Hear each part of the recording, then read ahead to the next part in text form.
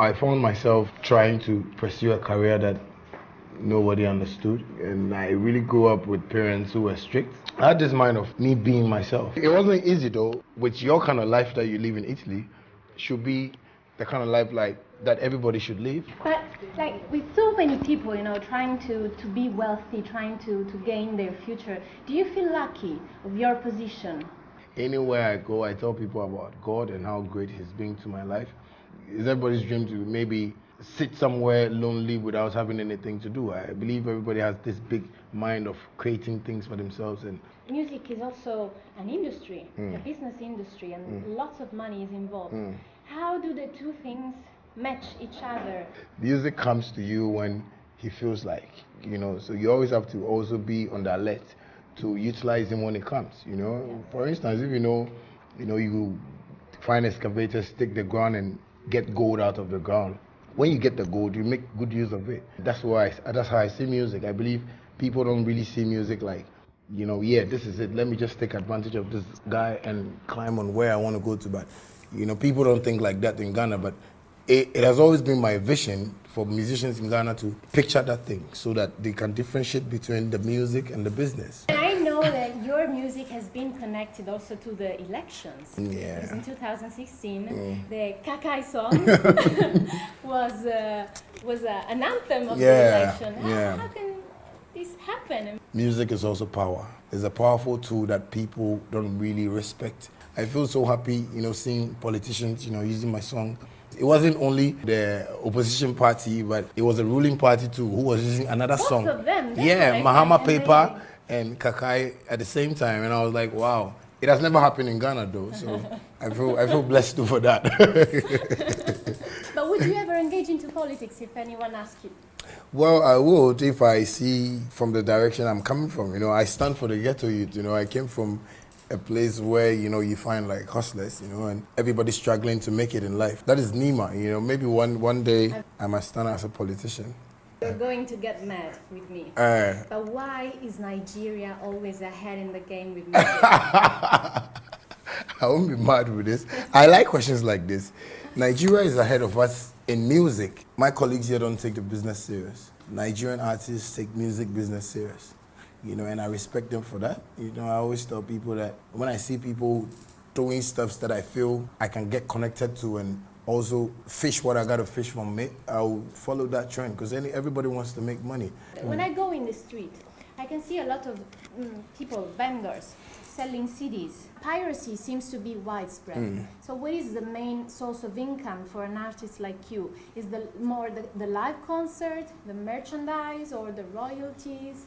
The government doesn't really put his eyes on musicians, You hear them talk about creative arts and blah, blah, blah, but it's not affecting the musicians. And the musicians are doing like great works in Ghana. We're not getting paid in Ghana. Most of the musicians are suffering from royalties, We have big artists who have made big names, but don't have their royalties getting to them. We are not getting anything, like from day one. From my grandfather's time, his best musician who was alive, I think they were out there together. Most of them died like poor. I don't have to live rich.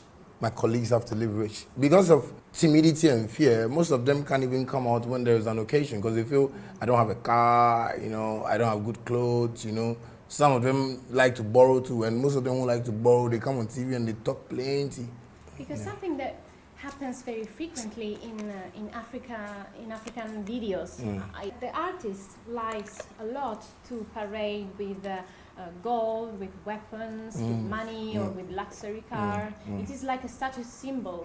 Do you think that this is a correct message for the people that in Ghana are poor? Everybody in the way he or she wants to package himself. When I'm going to look for a job and I go in my slippers, normally dressed, and my qualifications are good, they're going to take me. They don't watch the way I dress, even though I might look a little bit presentable. That is what the white man wants to see. The white man doesn't like lies. The black man wants to, okay. Okay, we'll give you the job. So the outlook is very important. It's very important in Africa. So if you had to give an advice to people, how to become wealthy in Africa, what is the fastest way? Let people see your hustle. Let people feel your struggle, like me. Now I can drive any car I like, and nobody can tell me that I'm flaunting, you know, because people know my hustle. But if people don't know you and you really want to flaunt out like that, then you're being fake. I don't like to impress people. I like my chings, all right, you know. Since I was a kid, I was always like that, you know, so that is me. So you have been in Italy, you told me. Yeah. What's the difference that you remarked with Africa? Like the thing that impressed you the most? I think some of the streets, you know, the bricks on the streets and the cars, you know, we don't have some here. And your buildings. I think some of the buildings have been kept well, you know. If you were based in Europe, do you think you would have earned more money? Yes, if Europe people would understand that I'm Shatta Wale, Europe people would behave like Ghanaians. For instance, if like I was born there and I'm like this, like I would have been making enough money because the system works. So this is why, in your opinion, many African people, not only Ghanaians, want to go to to what they think is the European paradise. Yeah.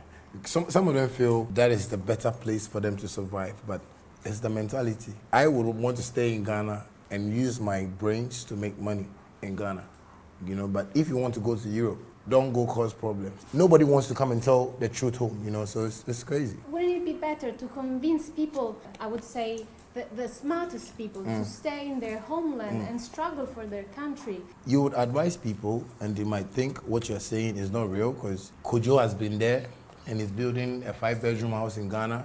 I believe it's the brains, and it's how you get closer to God and ask Him for directions. You know, most people don't ask God for directions, so you find most people leaving Ghana, going to the Europe countries with drugs, you know, stuff like that. But if you have a direction in life, you would know what you want in life. Last day I was reading a survey from Afrobarometer. It comes out that 41% of the Ghanaians were thinking to emigrate, and 20% of them really meditate on the idea to emigrate. So did you ever think in your life, I want to go out of this country? Yes, at a particular time. You know, because I was hustling, you know, I was, you know, really going through, you know, hard times. You must have many haters since you are famous and powerful and influential. Yeah, you know, but not at this time, you know, when I was hustling, you know, when I was like struggling to get to the top, I was like, oh, I should leave this and go to like where? London or something. I used to live in London, so I was like, no, let me just go and stay with my grandma, because I said, nah, we can do this. Say a word to the more than 100,000 Ghanaians living in Italy. What would you say them? You have the opportunity to tell them something. My only message to every Ghanaian who's living in Italy as well, and maybe Europe, is that we are all like struggling. Ghana is your home. You can build that dream that you really want to build in Italy. Same here. So I would advise everybody who's living outside and struggling and feels he or she wants to come back home to come. And don't feel you are going to be disgraced. You know, it's God's plan. Listen to my word, man. Do you know the Ghanaian singer Bello Figo? Bello Figo. Wow. Figo means Italy. You know. Yeah. No, but. Okay, I want to show you Bello Figo. Bello Figo. Yeah.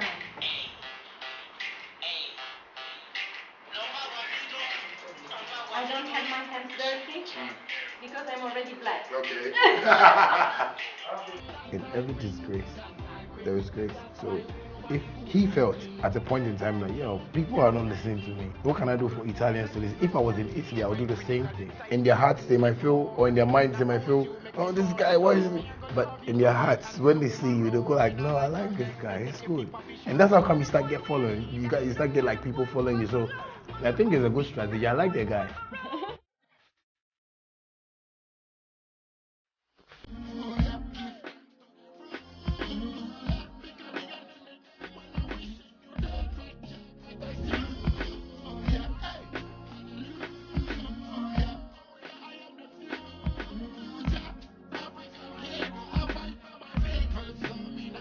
The interview was almost over, but suddenly one idea came to my mind. I should teach Shatta Wale Sicilian.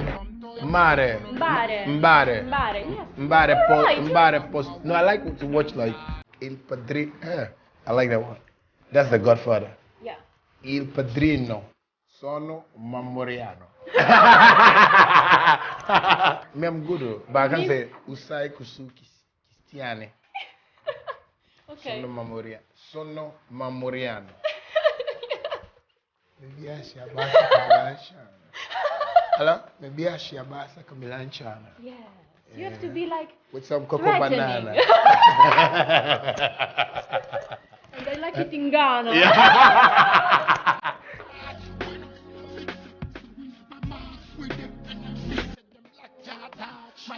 My kings, you see what y'all do. Make me stronger.